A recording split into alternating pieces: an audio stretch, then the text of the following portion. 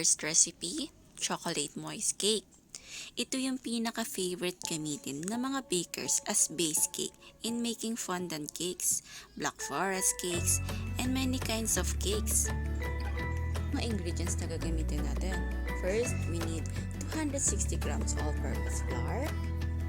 Then, we need white sugar, 400 grams. For cocoa powder, I use JP15, 60 grams. Then, we use 2 teaspoon baking powder, 1 and 1/2 teaspoon baking soda, and 1 teaspoon of iodized salt. For wet ingredients, start natin sa vegetable oil, 100 grams. Next, 1 cup or 250 grams of evaporated milk, 2 pieces of eggs, and 2 teaspoon vanilla extract. Then later, magdadagdag tayo ng boiling water, 1 cup. Before tayo mag-proceed sa procedure at hindi ka pa nakakapag-subscribe, please subscribe and hit the bell button for more delicious recipes! Pahiran muna natin ng onting lard ang baking pan para hindi dumikit yung baking paper na ilalagay natin. Ilagay sa bottom at sa gilid ng pan para hindi dumikit yung cake batter natin at hindi tayo mahirapan tanggalin ito. I-preheat natin ang oven sa 170 degrees Celsius. Alright mga moms, start na tayo sa procedure. First, sift natin lahat ng dry ingredients, starting from sifting the all-purpose flour.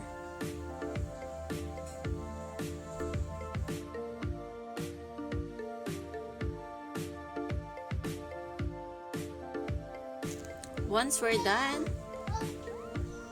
next nating isift yung cocoa powder. Ginamit ko is JP15. Brand siya ng cocoa powder na nabibili sa All About Baking, Wonder Bake, any baking stores, supplies, meron yan. So, pwede nyo rin gamitin yung mga alkalized cocoa powder. Next, sift natin yung baking powder, baking soda, and iodized salt.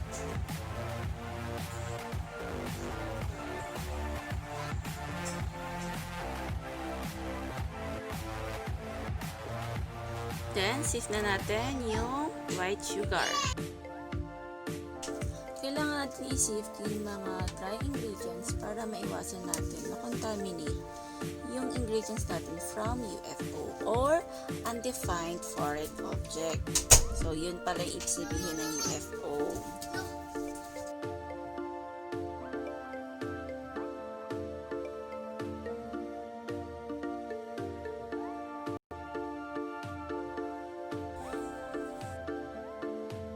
Mix na natin lahat ng dry ingredients.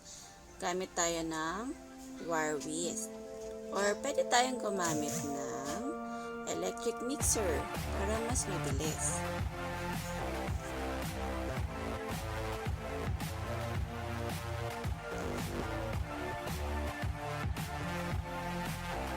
Continuous mixing lang tayo mga moms hanggang sa ma-incorporate na ang dry ingredients. Set aside natin. Then, on separate bowl, ayan, magic.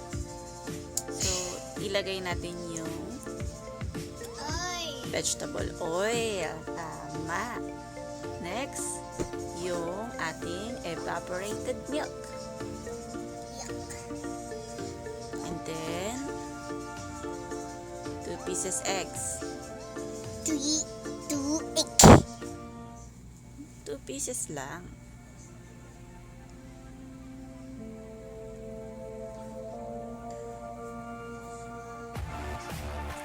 So, nailagay na natin yung 2 pieces eggs. Then, lagyan na natin yung vanilla extract.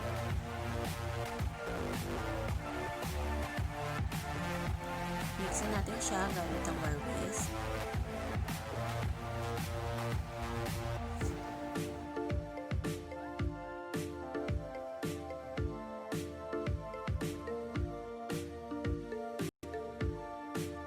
Continuous mixing lang mga moms until mag-incorporate lahat ng wet ingredients natin.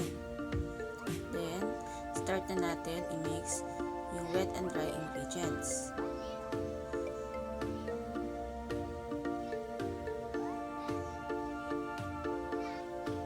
Habang nagmi-mix na tayo, pwede natin i-start magpa-boil ng water.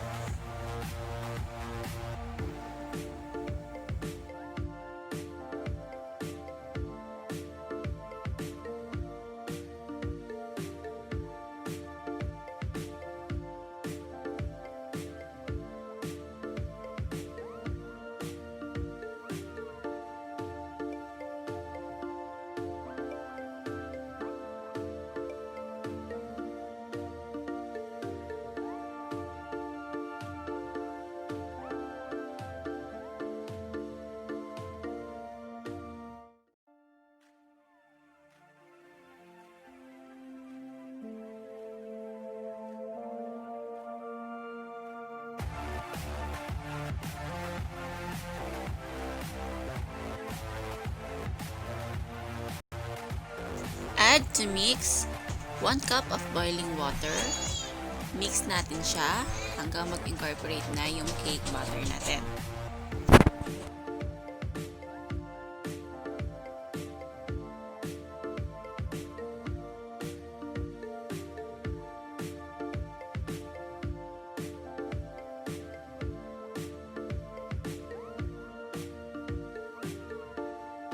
Sift muna natin yung ating cake batter bago natin ilagay sa baking pan.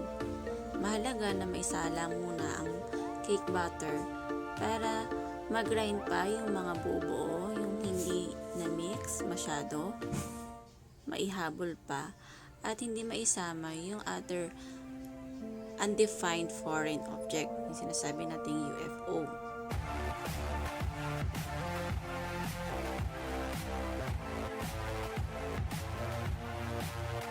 I-transfer na natin sa prepared baking pan yung cake batter natin. Hinati ko sa 3 yung recipe natin gamit ang 6 inches pan.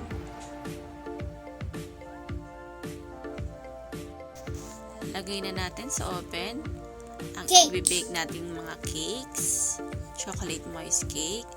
I-bake natin siya for 40 to 50 minutes or until na pag nag-fork test tayo is hindi dumikit ang butter. And then, adjust natin yung temperature sa 150 degrees Celsius. Time's up mga moms. Remove the cake from the oven. Then, check natin kung well done na talaga. Okay, fork test. Or you can use toothpick test.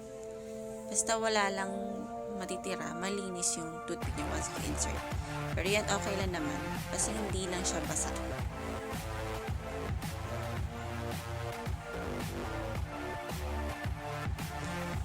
Huwag natin kalimutang i-off yung oven.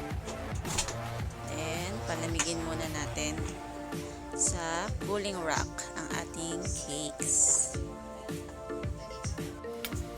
After cooling, it's about time to remove the cake from the pan.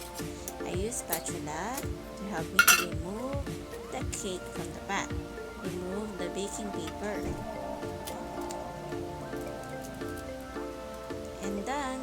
Meron na tayo chocolate moist cake.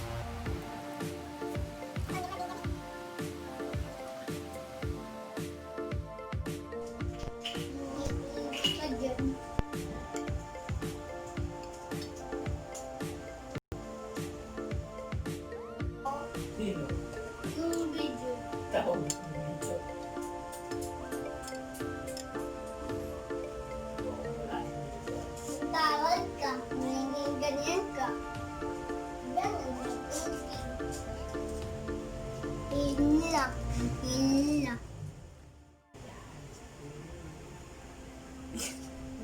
Kinuha na ng bata. Gilid.